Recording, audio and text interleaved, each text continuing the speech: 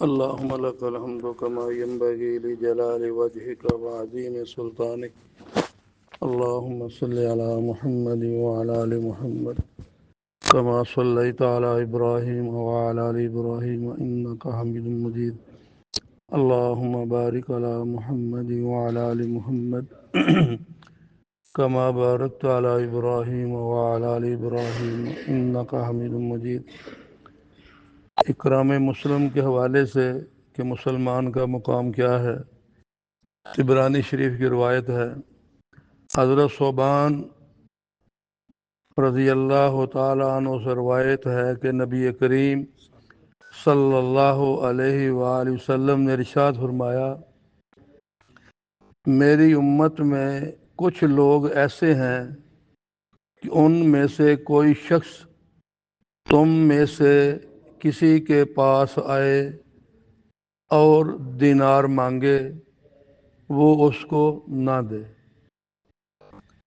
اگر ایک درہم مانگے تو وہ بھی نہ دے، اگر ایک پیسہ مانگے تو وہ اس کو ایک پیسہ تک نہ دے، لیکن اللہ تعالیٰ کے ہاں اس کا یہ مقام ہے کہ اگر وہ اللہ تعالیٰ سے جنت مانگے تو لے لے، اللہ اس کو جنت دے دے۔ اس شخص کے بدن پر صرف 2 پرانی چادریں ہوں، اس کی بالکل پرواہ نہ کی جاتی ہو، لیکن اگر وہ اللہ تعالیٰ کے بھروسے پر قسم کھا بیٹھے تو اللہ تعالیٰ ضرور اس کی قسم کو پورا کر دے۔ تو بھئی حدیث مبارکہ سے کیا پتہ چلا کہ ہمیں کوئی آدمی کسی خستہ حالی میں نظر آئے، اس کے ساتھ ہاتھ ملانے کو جی نہ کرے، پاس بٹھانے کو جب سے لے کر 1 دینار مانگے نہ دے، 1 درہم مانگے نہ دے، 1 پیسہ مانگے وہ بھی نہ دے، تو پھر کیا معنی اندر، پھر وہ کتنی یعنی وہ بغض ہوگا، قہرت ہوگی، کیا ہوگا کہ 1 پیسہ دے دے بھائی، وہ نہیں دے رہے، لیکن اللہ سے جنت مانگے تو اللہ جنت دے دے، چاہے وہ 2 پرانی چادروں میں لپٹا ہوا ہو، کوئی اس کی پرواہ نہ کرے، اور جس بات پر وہ قسم کھا لے اللہ اس کی قسم کو پورا کر دے۔ تو پتہ کیا چلا کہ اللہ کے ہاں ان اکرمکم عند اللہ اتقاکم، تقوی، پرہیزگاری، اللہ سے ڈرنا، یہ اللہ کے قریب کرتا ہے۔ مال و دولت، حسن و جمال اور دنیاوی نعمتوں سے آدمی اللہ کے قریب نہیں ہوتا۔ تو اللہ تعالیٰ کے ایسے بندے آج بھی ہیں، وہ جیسے مولانا روم فرماتے ہیں نا کہ ہر دول میں گدھے نہیں ہوتے، کسی دول میں شاہ سوار بھی ہوتے ہیں۔ میرا ایک عزیز یہاں کزن، وہ فوت ہو گیا، اللہ اس کے درجے بلند کرے، جب وہ یہاں کویت نہیں آیا تھا تو وہ کہتا ہے کہ ہم کراچی سے سیالکوٹ ٹرین پہ سفر کر کے آ رہے، بہت پرانی بات ہے، 30-35 سال پرانی بات ہوگی، تو کہتا ہے وہاں مرزائی جو ہے نا وہ اکثر ٹرینوں میں آ کے اپنی تبلیغ کرتے ہیں، لوگوں کو گمراہ کرتے ہیں۔ اس نے یوں ہی آ کے اپنی وہ احمدیت کی، مرزائیت کی بات شروع کی، تو کہتا ہے کہ بوڑھا بابا، سفید داڑھی، بگی سی پیلی سفید، کہتا ہے اس کو کوئی آدمی اپنے ساتھ بٹھانے کو تیار نہیں تھا۔ ریلوے کی 4 ٹکٹیں ہوتی ہیں جو، لیکن 6 بیٹھ سکتے ہیں، کہتا ہے ہم نے بھی اس کو نہیں بٹھایا، جگہ تھی بٹھا سکتے تھے، مگر اس کا لباس، اس کے بالوں میں دھول اور اس کا وہ مرجھایا ہوا چہرہ، تو ہم نے بھی پرواہ نہیں کی۔ کہتے ہیں جب اس قادیانی نے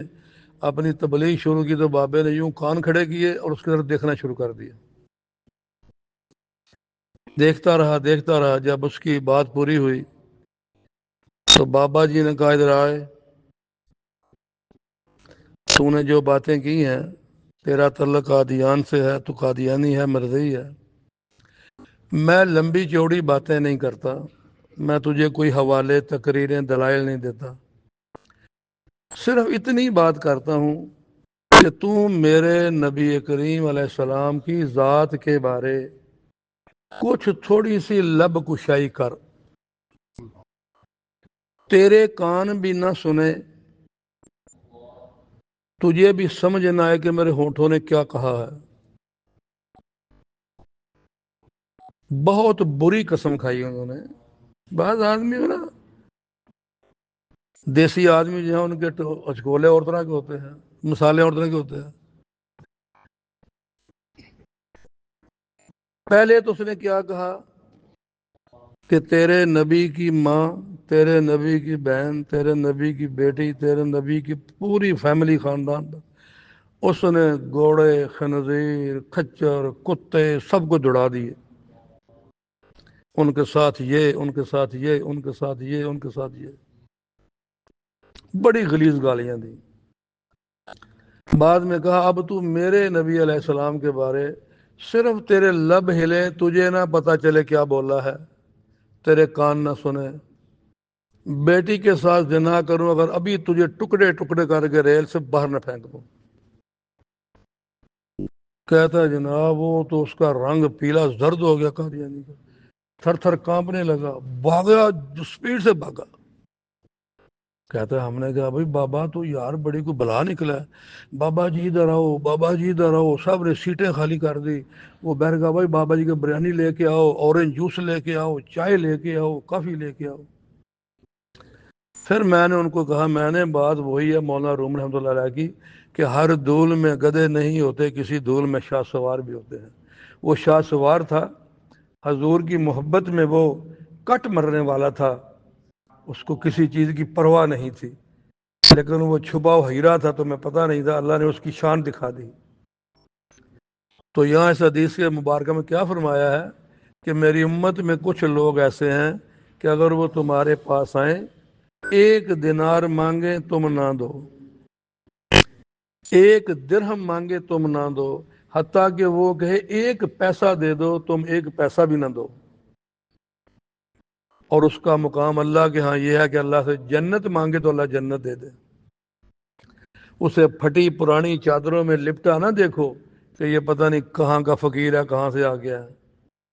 اس کا اللہ کے ہاں مقام یہ ہے کہ اگر وہ کسی بات پر قسم کھا لے تو اللہ اس کی قسم کو پورا کر دے۔ اور اسی حوالے سے امیر شریعت عطا علیہ صاحب بخاری رحم اللہ تعالی علیہ نور اللہ مرکزہ، اللہ ان کے درجات اپنی شان کے مطابق بلند فرمائے، ختم نبوت میں زندگی گزار دی، آدھی ریل میں آدھی جیل میں۔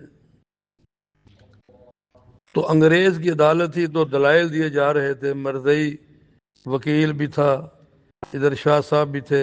باتیں ہو رہی تھی، مقدمہ تھا، بہت سارے معاملات تھے، لیکن وہ قابو نہیں آ رہے تھے، جج بھی قابو نہیں آ رہا تھا۔ شاہ صاحب رحمۃ اللہ فرمایا کہ جج صاحب اگر تم یہ کہو کہ میں اس قادیانی مردود کو جہنم میں جلتا ہوا دکھا دوں تو اللہ کی قسم کھا کر کہتا میں دکھا سکتا ہوں۔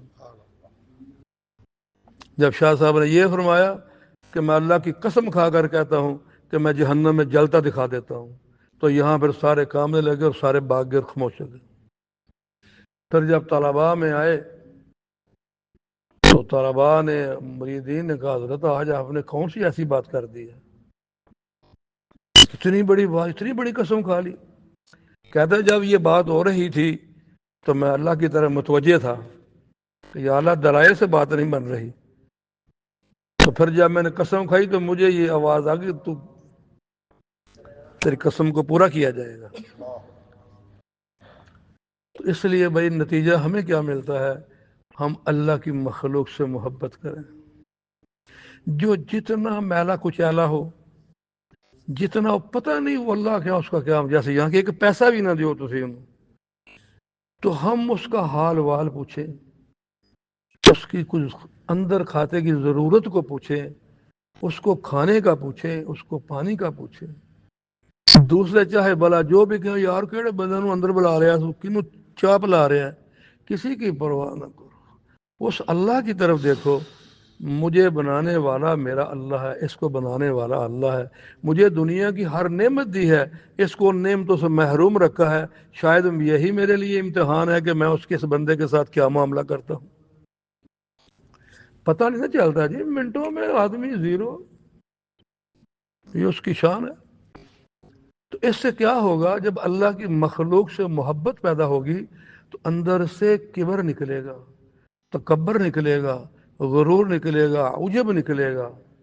اپنی بڑھوتی اندر سے نکلے گی جب اللہ کی مخلوق پر رحم کیا جائے گا۔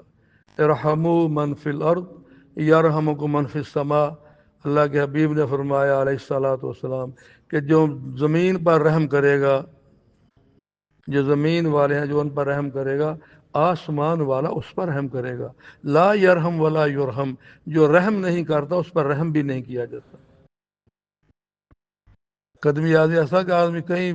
دور پردیش پتہ نہیں کہاں پھنس جاتا ہے، اللہ تعالیٰ وہاں کسی کے دل میں بات ڈال دیتے ہیں، اس کی محبت کو، اس کی مدد کے لیے پہنچ جاتا ہے۔ اس سے نہیں پتا کہ یہ کون آیا، شاید کوئی انسانی شکل میں کوئی فرشتہ آ گیا ہو۔ تو کوشش ہماری یہ ہو کہ ہمارے پاس کوئی آئے تو کوئی محروم نہ جائے،